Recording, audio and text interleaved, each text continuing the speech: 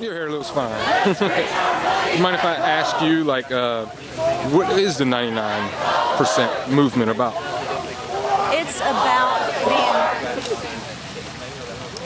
being dissatisfied with our system, our economic system. It's not working.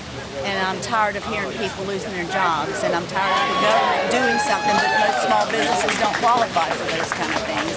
It's all out of balance. And this red and blue thing, we're tired of it. And I want somebody to represent me. I know people got excited about Palin because she had only been in public service for a little while. Well, she's turned into a reality star. You know, I'm tired of people playing at government and fighting just for the point of fighting.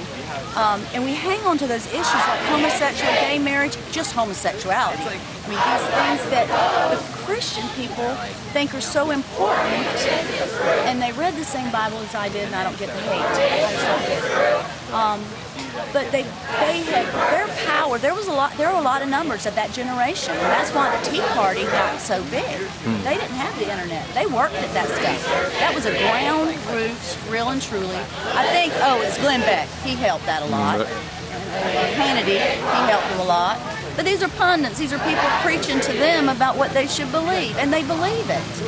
And I mean, I got family that thinks I'm crazy, and I just want everybody to have a fair chance. And right now, we're working for them, and they're doing whatever they want to us. When's the last time you got a cost of living raise? Got a what? Cost of living raise? It's been a long time. It's been a long time. Happened. I just bought a loaf of bread just about.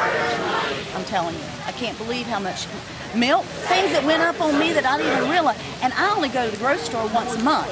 Right. So it hits me right in the face when I go in there, and I don't buy everything that I wanted to just because I don't want to spend that much money on food. So I go to the farmer's market and buy my stuff. There's things I buy at Publix because I support that company very much. It's a family-owned company, and I think they do good work, except they need to buy their tomatoes from somebody else. But that's my. I have a lot of issues.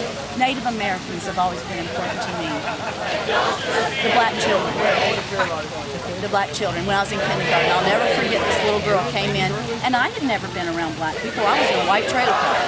So I went to my kindergarten class, and I met my first, her name was Cherry, and I loved her so much. She had these great big, and she came to school one day with a Band-Aid on her knee, and I cried because she didn't have a Band-Aid the color of her skin, that all the Band-Aids were for us. So I've had a heart for the people for a long time. These thrown away children that people can't stand in their houses anymore, the teenagers that have become the product of the way they were raised, not respecting, teenagers can't handle reality. And they can't handle the rules that their parents are all of a sudden making. And they leave. A lot of transgender kids, a lot of kids who are trying to be who they were born to be, and their church is telling them that going to hell. No, we got to love these babies who've been thrown out of their house for whatever reason. These children are our future. And I hope one of them is the President of the United States one day so we can stop some of this stuff and help our children instead of just kicking them out. I've had a lot of children in my house. Their parents didn't know them anymore. And they help me collect bottles and feed them. So there's a way we can help each other out of this. And I hear people saying, well, what you going to do when the banks fail? Look what happened last time the banks failed. Yeah, we got our shit right. But we made a lot of mistakes after that. We put money into the infrastructure after the war, you know, and that was all good and fine, and then we quit. We built all kinds of government buildings. They're all built about the same time. Some of ours around here are World War II. Some of the buildings around downtown are old. Our old city hall. It was the 60s. It's when we got money from the government to do schools and government buildings. So that's why they all look the same, mid-century stuff. But they're not putting money back into their businesses some fast food stores change every month just to, redecorate, but it's just been hard. It's been a long road. It's been a long road. My first thing was a sit-in at the officer's pool. My dad was an enlisted man. So I was 9 years old, so I've been protesting a long time. Do you think that this movement will continue? I think it will explode. It will explode? It's going to change the world. We've got people all over the world that are fighting the same thing we are. When you get that many countries involved and that many people involved, something will happen. The world is watching. The world is watching, and something's going to happen. Yeah, it may be real bad for a little while.